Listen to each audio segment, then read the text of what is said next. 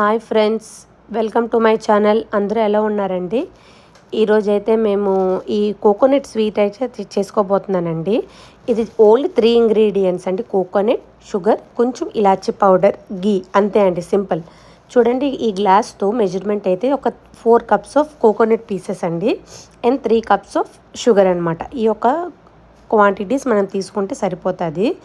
So నేనైతే కొంచెం first కళాయి పెట్టుకొని లైట్గా ఒక 2 స్పూన్స్ ఆఫ్ గీ వేసుకొని ఈ కోకోనట్ పీసెస్ అయితే లైట్గా ఫ్రై చేశానండి, గోల్డ్ కలర్ వచ్చే వరకు, లైట్ గోల్డ్. తర్వాత నేను already 3 glasses of sugar measurement ఒక బౌల్లో తీసుకొని ఆ షుగర్ అయితే దీనికైతే నేను యాడ్ చేస్తానండి. యాడ్ చేసి ఈ షుగర్ అన్నది కంప్లీట్గా కోకోనట్లో డిజాల్వ్ అయితే బాగా అయిపోవాలండి.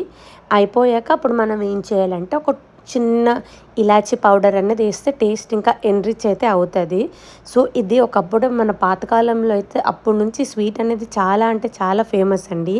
ఈ మధ్యనే అసలు ఇది ఎవరికి చాలా మందికి తెలీదు, అంటే కొంచెం మందికి తెలిసి ఉండొచ్చు. ఎవరికైతే తెలీదో వాళ్ళకైతే ఈ వీడియో నేను పెట్టానండి, తెలుస్తుందని. సో ఈ లోపల అది కొంచెం స్టవ్ మీద బాయిల్ అయ్యే లోపల ఇగోండి ఒక ప్లేట్లో కొంచెం గీ అయితే రాసుకున్నానండి నేను.